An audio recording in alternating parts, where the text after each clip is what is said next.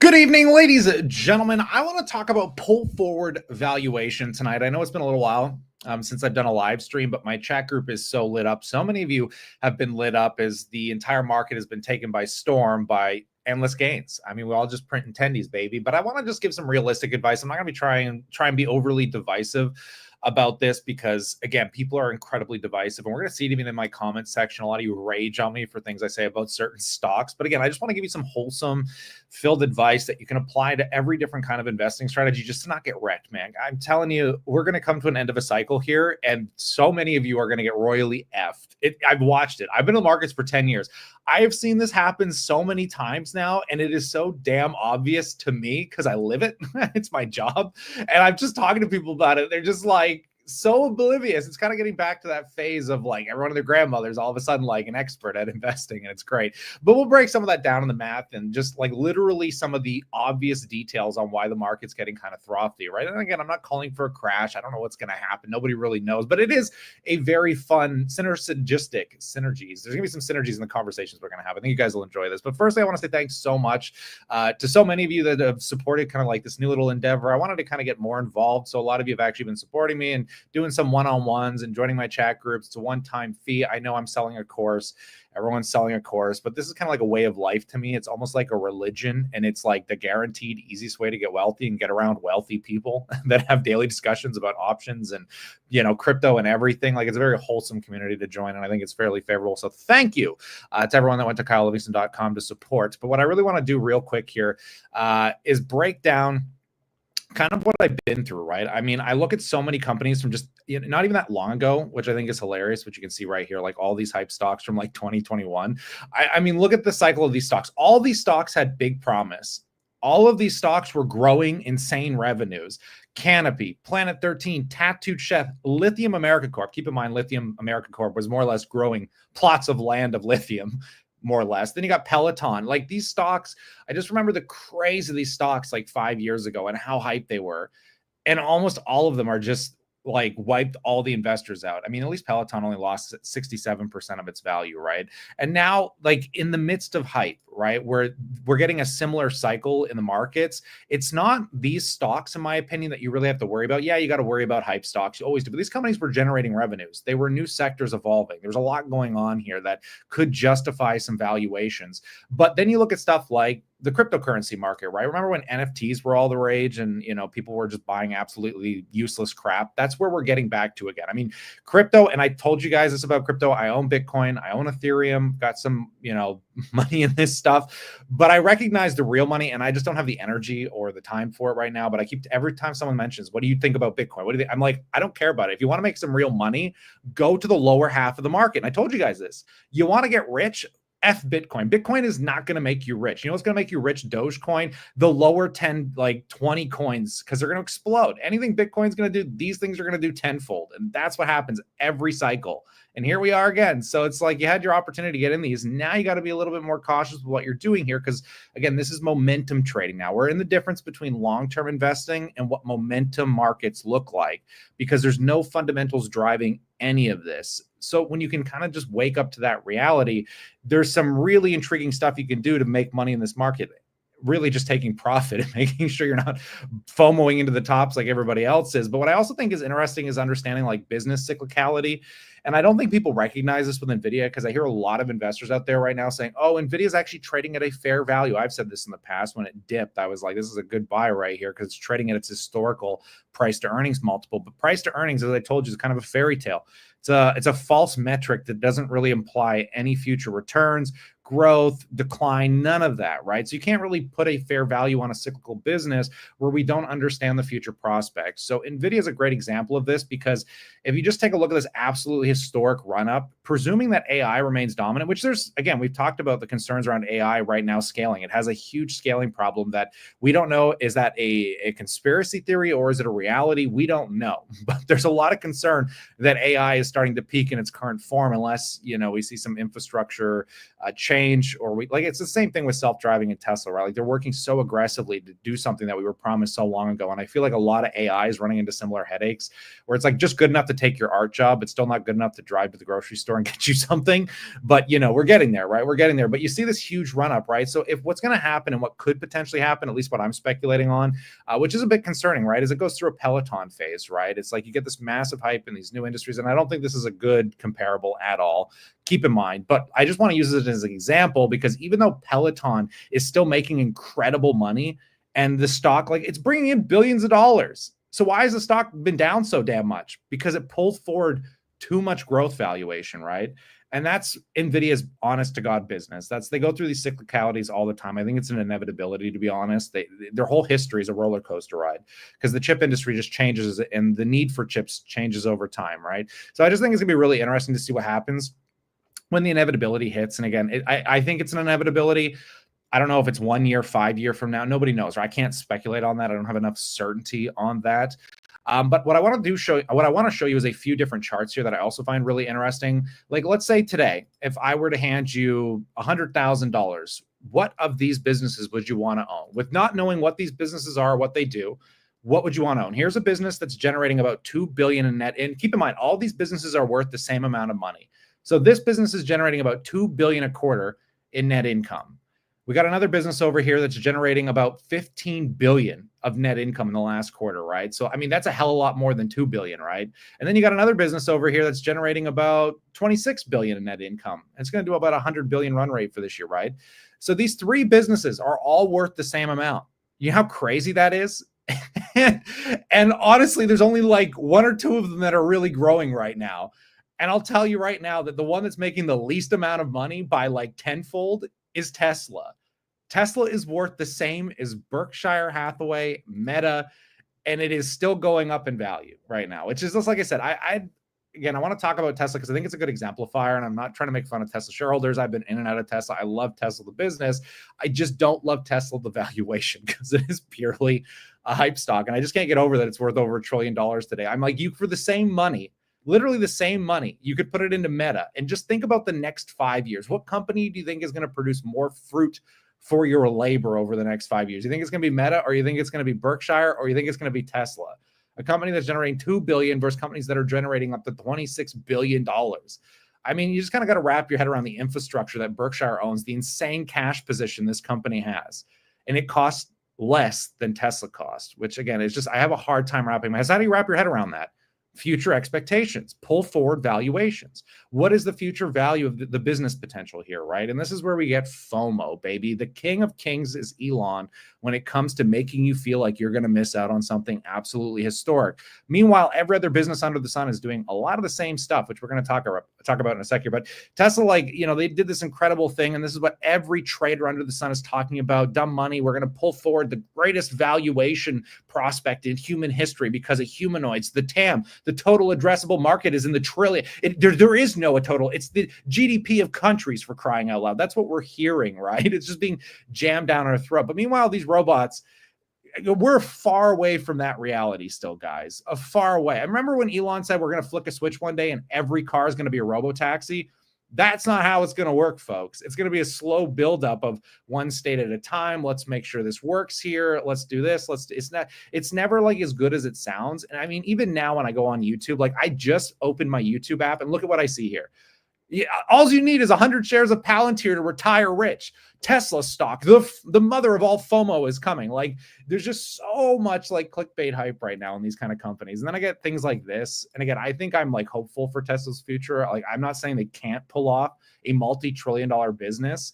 I'm not saying they can't. I'm just saying the past and how we've been promised things has worked out, has never been exactly how we would have thought it to be. And it's been a little over exaggerated, to say the least. But just wait until Tesla's margins on energy storage get even better. And this is where, like, again, I'm not trying to like point this guy out. I'm not like specifically trying to make fun of you in any metric, but you have to understand your own bullshit when you're saying it, because I speak a lot of bullshit. I'm a sales guy. I get it. Don't get me wrong. But like Elon says, it will be bigger than the cars in the long term. 30,000 EVs coming in the next year, and potential of a Tesla bot is, a long-term hold for me. And I'm not saying there's nothing wrong with buying it and holding it for the next 20 or 30 years. Do that if that is your prerogative. Just do it responsibly, right? I wouldn't be betting the whole farm on this right now because energy, if you're talking about energy, there are nuclear companies. There's so many energy companies out there that are in far better positions than Tesla is. When Tesla's energy business is growing at 52%, that's amazing. It's generating 2.3 billion, guys. In the next 5 years, I can promise you their energy business isn't going to be generating more profit than Meta is right now because their car business doesn't do much of anything. It's such a low margin industry. The whole point of the high margin car business was self-driving. We've been promised it every year for a decade, and it'll come. I'm not saying it's not going to come. It's just not going to come the way you want it to, which sounds highly inappropriate. But nonetheless, you want to talk about energy storage? GM's doing the same shit. Why is GM not worth an arm and a leg? They're literally doing the same business model as Tesla is. I bet you didn't even know that. You could be buying a similar growing energy business with GM at a much cheaper valuation than Tesla if you're just focused on the energy business. There's nuclear companies out there right now that are performing far better than Tesla is. I'm just saying, like, there's a lot of other things going on in the world than just what Elon is, force feeding you on the For You page of YouTube and TikTok and whatever. And the other reason that we're in this kind of really bubblish market, because not only am I getting comments like this, you're seeing people, influencers, me, Kevin, me. I'm a great example of this. Do you never notice that I'm posting a lot more videos lately? Have you looked at my viewership? My viewership is exploding. Like, I'm getting comments on videos from years ago, and I'm getting like just a huge increase and boost in ad revenue and all. Why is that happening? Why might that be happening? Because me, Kevin here is posting videos like they're going out of style. There was a time there where he's like, I'm only going to post important videos, made this whole big deal about it. And now he's posting like so many videos. All of us are. Why? Because everyone's paying attention right now. Everybody is just looking at the money being made in the market. And there's a whole new spew of just viewership. It's insane, right? And you want to know how Meet Kevin is such a great barometer for like a market bubbling. Not only did his pricing power ETF really represent his own personal feelings about the market, which was he thinks Bitcoin is bloated and he shorted it. The guy basically sold out of all his technology companies just to focus on treasuries and like basically like financial, like mortgage or other companies that just have nothing to do with the initial intent of what he was buying into, because he didn't believe in Tesla anymore. Even Meet Kevin, the guy that made millions on Tesla, didn't believe in it just 2 weeks ago. And you know what he's doing now? He's buying it back. And you got to ask yourself, okay, if you didn't believe in it 2 weeks ago, nothing has changed other than an election. Why would he be buying it back now? Well, he's going to give you all these reasons, right? He's going to tell you robots and all this stuff that we've all been talking about. And then you're going to be like, okay, so forget valuation, because Meet Kevin said the same thing I said. Tesla should be worth about 100 to 150 bucks a share. That is probably closer to the intrinsic value than where we sit today. But the reason that he's been doing this is because now he wants your money again, because he's going to be investing for you, if you're an accredited investor, into AI and robotic companies, probably at the worst possible time, I might add. I'm like, if there was any time to get involved with AI, it was like 2 years ago when ChatGPT came out. Why now? When you were just betting against it 2 weeks ago? Like, I'm like, come on. Like, I mean, you can see this shit for what it is, right? I mean, it's all just a grift. We're all grifters here. I'm just the only one that's willing to admit it. That's why I can charge you a course comfortably, because look, I want to take you down the responsible path of investing. So how do we do that? Well, firstly, like, if you are picking individual stocks, and you have to understand like what you're buying and why you're buying it, because I think there's a whole group of momentum stocks right now that are just parabolically nonstop going up every day. And you're going to hear about them. You're going to hear about your Palantirs, your Teslas, your Nvidias. All these companies are just constantly jammed down your throat. There's a lot of small caps that are being jammed down your throat. There's so much happening, and it's all vertical lining. What do we do? If you're going to buy a vertical line, you have to trade it. You can't own it long term. You're insane. And if you bought into these stocks at great prices, I also hear a lot of people being like, oh, I'm going to diamond hand this. Remember the diamond hand days?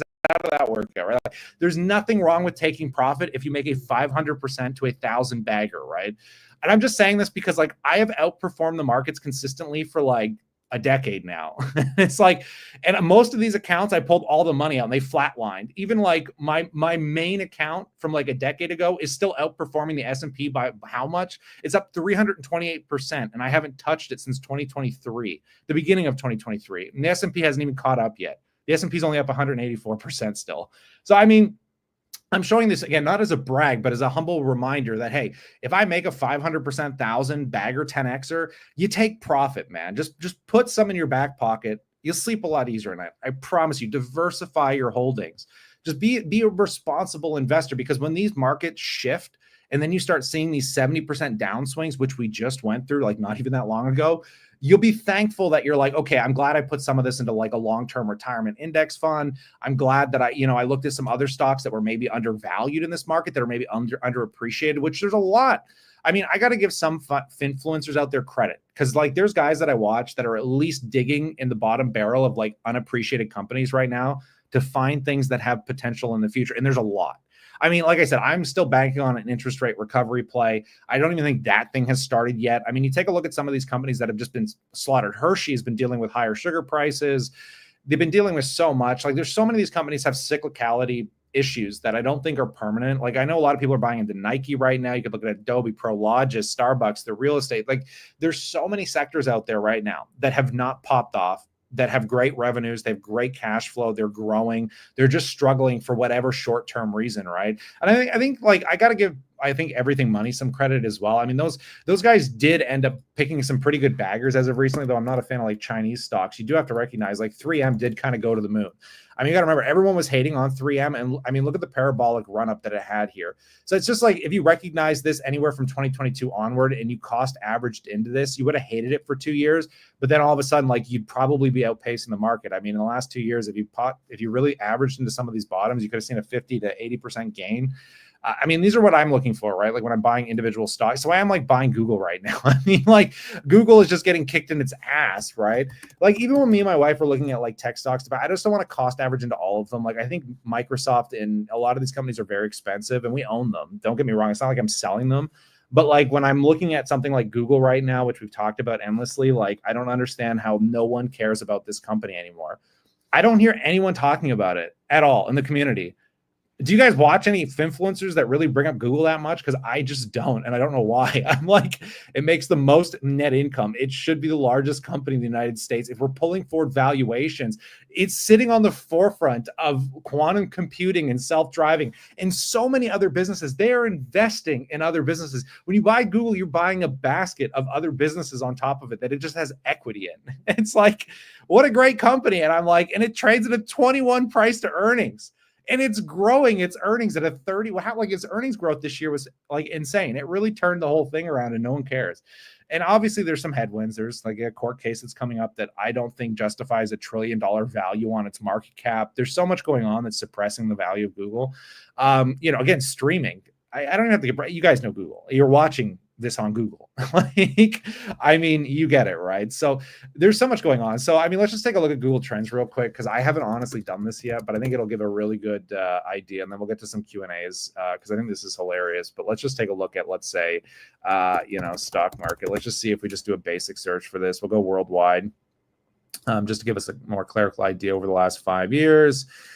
Let's see how many people are looking up stock markets or stocks or crypto. So we're seeing actually a bit of a drop in search, but we had quite a nice spike over this year. Look at these major spikes in people just looking up stock market on Google, or but let's say expand it a little farther.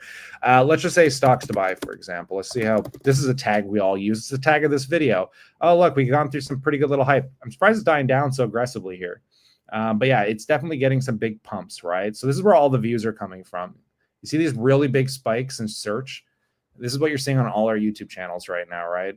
Is whatever's causing these. I mean, what's going on with like Bitcoin right now? Maybe the search volume for Bitcoin's getting crazy. Let's take a quick look here. Yeah, I mean, Bitcoin's going like parabolic. Also pulling back into the weekend here, but still going parabolic. What are the other related? Stock market holiday 2023. Anything best stocks? I don't know. You guys get the idea, right? Like we're getting into this phase, but it's really neat because you can see the search volume for Bitcoin is actually higher than where it was even 5 years ago. It's actually peaking at a level that we haven't seen before. So more people are interested in the cryptocurrencies, boys. There's a lot going on here. So I'll get to your Q&As. We'll have some fun here, and then we'll talk a little bit deeper. I'm going to go to the top before I get to the bottom because, oh my God, you guys have actually been talking like crazy. What do we got here? So MSTR, I don't know. I noticed that Graham Stephan will only really talk about Bitcoin when it's flying. He just had, the CEO of MSTR. What's the guy? Michael Saylor on, right? And I think Michael Saylor is just another pumper. I think crypto is, for the most part, I think it's the future. I just don't think it's the future today. And again, I hold Bitcoin. I'm not like knocking it by any metric. I just don't think it's any more than a buy and hold asset. That's more of a pump than it is. If I want to make money, I have to sell it. It's not really a tradable currency, which is why I don't understand why Michael Saylor constantly goes on about currencies, deflating currencies. It's like I can buy any asset. You can't tell me like real estate isn't a better asset than crypto is. Well, again, crypto's vertical lining. My piece of real estate is not, so maybe I'm wrong. I want to sell TD for VDY. TD is so undervalued right now, though. Yeah, but it's a huge weighting, right? Like that was my thinking around it. Is this like when TD does recover, it's really going to lift VDY. It's like a 10% weighting in it. Easy flip for me. I did it. Like the wife just did it too. I don't really care. I think you're still getting great exposure, and it's just easier to cost average. I have VDY, just scooped some TD shares for some. Yeah, there's nothing wrong with that. There's people in our chat group that are buying TD individually. It's whatever. Like I said, I actually was just talking to one of the investors for a TD. He's the cousin of the wife, when we were just at a family event this weekend, and he was joking about how us TD, because my mortgage is with TD, and he's like, oh, we're the ones that are funding their fine right now. There's soon to be, who knows, $1 billion fine. Anyways, TD earnings day. Yeah, I'm excited, man. Bank earnings are coming up. I think it's going to be neat to see what happens with bank earnings. I'm really excited for the day that things level off, because I think they're still largely, I think the bank should be sitting at all-time highs, and they would be sitting at all-time highs if it wasn't for loan loss provisions and just weakening mortgage quality, right? But that's hearsay. What about Aduro? I'm going to be making more videos on Aduro, my man. I think Aduro is great. I think it's underappreciated. It's got a huge, again, this is another one of these companies that's like total addressable market value. I believe in their hardware because, again, we're seeing it with Pure Cycle and a couple of these other companies. I think Aduro has to get to scale, and they're going to start getting there next year. I think it's just going to be one of these companies where it's just going to slowly build for the next year or two, and it's just going to grow into probably a good, if I had to guess, somewhere between a $1 and $3 billion market value. Could do it sooner. I'm not sure, but I like it. I'll probably talk about it more in the future. They do sponsor my channel, but they're like, I've been working with them for like 3 years. They're still like an incredible company, sponsored regardless. Less volatility. TD is probably a buy now if you plan on holding for a couple of years. I'm looking to buy some stocks tomorrow. Is TD good? Yeah, maybe if it's in your comfort zone. I don't know. I'd appreciate some recommendations. I can't recommend shit. I am not a financial advisor or RN. I have Coinbase, Tesla, Nvidia, Aduro. Oh man, you got a growth portfolio. I don't know if I could stomach that these days. You must be young. You must be a lot younger and ambitious than I am. I'm just trying to pay my mortgage off and go to my job. It's like, there was a time where when I was a full-time entertainer and magician, I would work only on weekends, and then 5 days a week, I was just glued to the markets. But now it's like I'm in between jobs. I'm doing YouTube. I'm running like 10 other things all at the same time. And I'm doing family events, and we're trying to go out and trying to pay the mortgage down. And I'm in a better position than I was financially than when I was a magician. So I just don't have the desire to chase as much as I used to. Because right now I'd be trading crypto, to be honest, if I was still a degenerate as much as I was in the past. I think trading, the lower half of the market in crypto right now is where the big money's at. If you had 10 grand to spare and had to pick from which would you buy between Palantir and Nvidia? To be honest, that's a hard one for me, man. I don't understand either of their businesses. I just don't. I hate to say that too, because it's like I wish I could sit here and be like, yeah, Nvidia is great for the next 10 years, or Palantir is great for the next 10 years. But Nvidia is, I'm going to say, more fair valued, but that's presuming the business sustains. And I don't think it's going to sustain that way for 10 years. Never has. And Palantir is a company that's trading at like such absurd valuations compared to other software companies that I don't understand how that software grows into the valuation that it has. And because I can't understand that in the next 10 years, I can't buy it. Some people can. If you think you can, buy it. But I'd rather buy things like Google. Trades at a great valuation. People hate it. It's growing monstrously. It is an AI leader. Nobody cares. It's like nobody cares at all, even though it should pull forward like another 20 PE on its valuations. It should at least be at a 35. If it was Tesla, I mean, it should be up there. It should just be way higher. It should just be way higher. To put it in perspective, Meta and Google are two largest single stock positions. And I'm still happy with that. Like I can sit there and still confidently look at that. Yeah, I'm a Canadian, TFSA, I get big banks. Again, think of it this way, guys. You just don't want to buy the same stocks every one of the grandmothers talking about. It's a remedy for disaster if you are a long-term oriented investor. I'm just going to tell you that. Like, you know, momentum stocks, when things go parabolic, and that's how a lot of like long-term investors also get screwed. They'll buy great companies that'll go parabolic and they don't recognize the absurdity of it. They don't take profit, they diamond hand it, and then you get these crazy cyclicalities like we saw with Virgin Galactic and all these other companies where they actually end up coming back down to similar valuations to where they were before they went parabolic. That can happen to any of these companies at any time. Just remember that. Meme stocks are hard to compare. Get the big banks. Yeah, I know. Yeah, meme stocks, you can't. Well, again, it's all momentum, right? At the end of the day, a lot of this stuff is just momentum trading, which again is a good sign of a bubble. I honestly think we're in a very bubblish market. That doesn't mean we can't keep going. There's nothing saying that. Like, I'm going to sit here and I could shit on Tesla's value, and what could happen is FOMO really kicks in and the stock runs up to $500-$600, which would be insane. And it could easily happen, but you're gambling. You're purely speculating on that, right? And so long as you recognize it, there's nothing wrong with putting an allocation in your portfolio for those kind of speculations. It is a style of trading. Just understand that. Just recognize it and know what you're doing and have a plan. Don't be a diamond handing fool. Also add a go to my position as well. Good for you, man. Hopefully it works out. No guarantees. I have good faith in it, though. At least I know it won't go bankrupt. Let's skip the lower half here. What else is going on with new administrations? It seems Tesla have some big advantage compared to Google. Yeah, I don't know how, though. I don't, because again, it's not like, you know, Trump can just say whatever he wants, or Elon can just whisper in Trump's ear, and then it's like policy tomorrow. It still has to go through the Senate. Like, there's so much shit that comes into play with policy that I wish it was that easy, but it's not. It's definitely not. So we'll see what happens. I mean, looser regulations on self-driving, sure, but that only benefits Google. You know, I think, like I said, I would rather pay the valuation for Google and get that self-driving scale than the overvaluation for Tesla and sit here and pray to God that we get to a valuation that makes sense in the next 5 or 10 years. But again, it's hype. You know, it's hype. Don't lie to me. Don't lie to me. Passive income isn't gambling. Yeah, it isn't. It isn't. I had this argument in our chat group, not an argument, but a very wholesome discussion that you have to understand the difference between buying like cryptocurrencies and a business. Again, right? Like, everything is speculation at the end of the day, but there's a difference. I know you need hydro. I know you need a roof over your head. I know you need food. I know you need insurance. I know you need shit.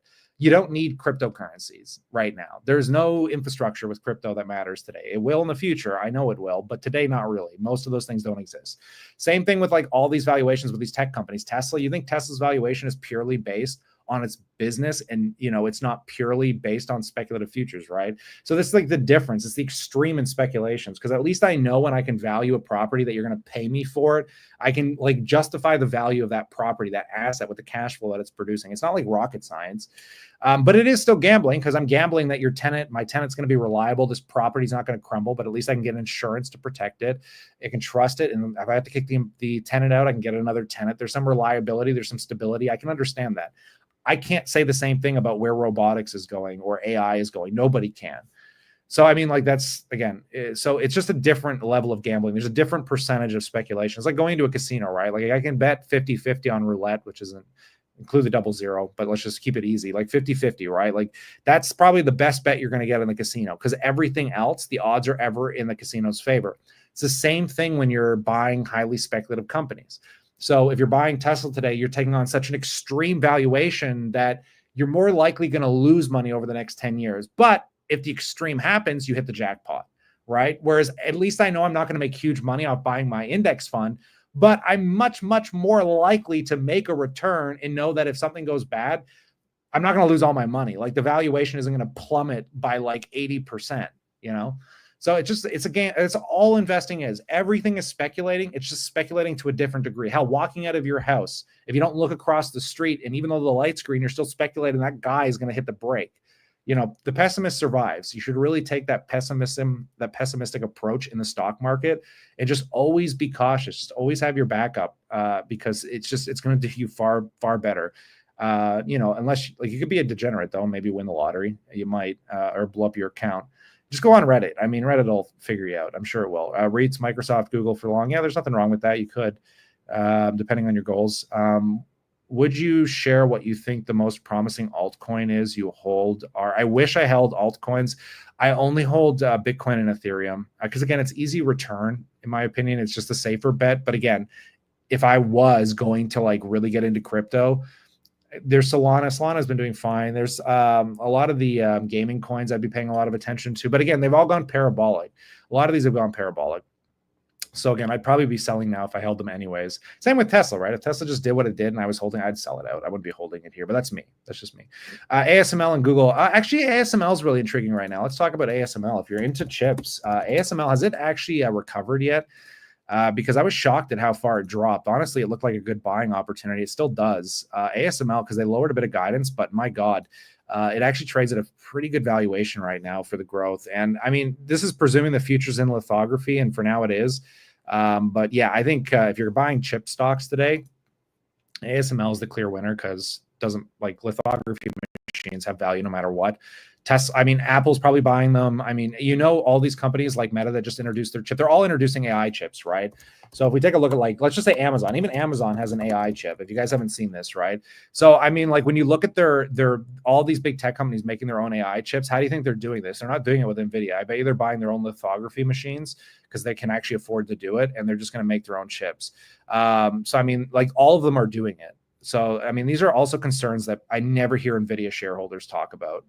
Again, like the future's evolving, baby. It's not all just a straight, narrow path here. Where do you stand on the NAV erosion argument? That is over my head, sir. I'll have to look into it, and I don't want to embarrass myself on stream. C&Q is a cash flow machine. Yeah, C&Q is interesting. Largest natural gas company. I think largest gas company in Canada by reserves, is it not? What are your thoughts on REITs? I think REITs are undervalued. I think they're part of the recovery play. I don't play them because I have too much exposure. I did buy them, say, for my parents' retirement accounts and stuff like that. I do think they're a very stable place to get cash flow that has been undervalued. But I'd rather own dividend stocks because I think things like SCHD and VDY are going to kind of play into the same recovery. Because again, like the REITs had like an initial parabolic move, and now they're kind of stagnating a little bit. But I do think VDY and a lot of these broader based companies that are held in these dividend ETFs are all going to benefit substantially. So, to each their own. I still think REITs are a great place if you don't have a lot of real estate exposure. Like I said, I'm not comfortable. I own a not crazy expensive. For me, it's expensive in Toronto, right? For a condo. And I just don't want to be like, it's half our net worth right now. So it's just like, why blindly throw more money into real estate? I'm not that crazy about it. Should I buy TELUS? I know a lot of you like TELUS. We actually ended up selling our TELUS just to put it in the VDY, which I had to argue with the wife about because she wasn't too sure about selling her individual stocks like TELUS. But I still think TELUS is an underserved player. If I was going to buy a telecom giant in Canada, I still love this one the most, hands down. At least they're still increasing the dividend. But again, you're taking a risk, right? Time will tell. I think it's bottom personally. Again, this comes back into that basket of stocks. There's so many companies like this that are not going anywhere. They're going to be here for the next 20 or 30 years. They're trading at largely cheap valuations versus where the future should be when we get interest rate cuts. But again, that doesn't mean economically things shift, or I don't know what happens to telecom. But again, I think it's one of my favorites. It's still one of my favorite Canadian stocks. But again, I'm mostly an index investor, so do keep that in mind. But if I was going to buy something and build a little basket, this would have some potential at some point. I want to be a degenerate so bad. Be a degenerate, man. It's an itch. It's you got that love, baby. Do it. I'm not trying to like deter you guys from buying crazy shit. Like so look, this is how I speculate. Like the way I speculate is I find things that I think have value in the real world. I'll buy it and then I'll flip it. And the wife hates it because I buy things I like, I admire them for a little bit, and then I flip it. Like that's how I speculate. And I would do the same thing with crypto and stuff if that's what you enjoy. I go out in the real world though. I talk to friends, I see things of value, I'll buy it and I'll sell it. And I've been doing pretty good with that actually. I used to have a Juggernog mini fridge. I think I was sharing this with you guys. I feel bad because I sold it. I haven't told my buddy. I hope he wouldn't be pissed, but let me just show you what these things sell for. Like I'm one of these guys, man, where like I always just see where value is, and if I see value in something, like I have no problem pulling out like the Benjamins. Like let me show you here. Like this Juggernog mini. Let me show you what this is selling for on eBay right now. I figured because it like Black Ops 6 was coming back, that people would be FOMOing into these things, and just look at what they're selling for. Like, let me just pull up the ones that have actually sold so you can get a better idea here. Let me get rid of that. Here, take a look at this. Can you guys see that all right? Yeah, take a look at these things. So I bought one of these off my buddy for $600, and look at what they're selling for on eBay. And then he had like the whole set, like he had everything. And there was one that just sold on eBay for $2,700. I bought it for $6 and I sold it for $12. So like I got 100% return on this thing. which was crazy to me. But I'm starting to feel like I undersold it because I don't know how some of these are selling for 2 Gs. But I was happy. I made 100% return. That's how I gamble. That's been my recent speculations, to say the least. But again, guys, live your speculations. I'm not saying don't buy this shit. Like, have fun with it, man. Just make it a healthy percentage where you're not like a degenerate losing like 50% of your account over it. I think Dumb Money had a good point. Like they said, make like what's the account called? It's called like a fund where you're just willing to bet like on really silly shit that could have 10x return value, right? Like there's nothing wrong with that. Again, I buy shit like this all the like stupid stocks. Aduro is one of those. Like there's a lot of companies out there that are like that, right? And like I said, you're going to hear a lot of people like Strongman. Like I know there's a lot of big YouTubers coming up right now that I think is kind of hilarious because they just get so much, they're just too divisive. Strongman Personal Finance, I think, is funny because I've actually heard people mention him, which is hilarious. I notice he's also talking about me, Kevin, a lot. But, this guy is way too tied up, I think. I think he's way too tied up. I get it because he's trying to help the regular morons that are out there. But I mean, come on. Like, there's nothing wrong with gambling. It can be fun. Kyle, when are you starting a Discord channel? So right now, again, I have the WhatsApp group. I've been debating on doing Discord. It's still in the air. I might start one for my group. I'm kind of in like the early foundational days of doing this stuff. I really want to build like our community out because we've got about 60, 70 people in my members group right now. And most of us are worth 6 or 7 figures. So like we've had a few new people come in and I'm not sure what their like net worth level is, but mainly like in our groups, we're just hanging out with a bunch of rich people that just like to talk about crypto and all that kind of crap. And I'm just trying to figure this product out. So I'm like keeping it relatively cheap for now. Because it's like a lifetime purchase. Again, I'm not telling you to do that, but if you want to get access to like Discord in the future or get into the WhatsApp group now, you can do it just through there. But what do you think about SQ? Square could be interesting. I do think Shopify is interesting as well. I mean, I've been using Shopify. You know how incredible this is? I put like a Shopify store together in like 2 days. It's wild. If you can stand the volatility, many cryptos will increase in 6 months. If you don't get out in time, you'll be crushed. Yeah, that's the game, right? And do it. There's nothing wrong with it. Go have fun, man. Any thoughts on Sobo Corporation? You guys are taking me down a rabbit hole I've not done enough research on. I'll read one more comment here, but I own some banks. Sorry, I own some banks for passive income. It's solid and doesn't include TD, so I'm grabbing some TD this week. There's nothing wrong with that. Probably pretty good buy. SMCI could buy a crazy. SMCI is another really interesting one. Because didn't it just like absolutely tank and then like rebound or do something crazy? Is that the after its earnings or something? Let's take a look here quick.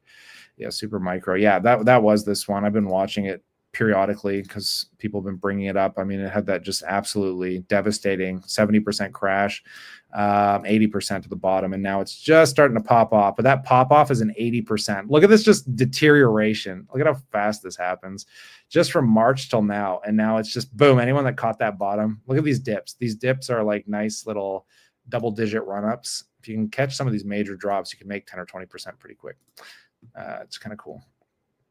Could Brookfield stock be a good buy? Brookfield's interesting. It's pretty diversified. Anyways, folks, there's so much going on here. I'm going to keep this simple, keep it short. I appreciate the 150 of you stopping in, which is another great sign of the insanity. We're all living it up right now because people are just making money hand over fist. So call me Jerome Powell.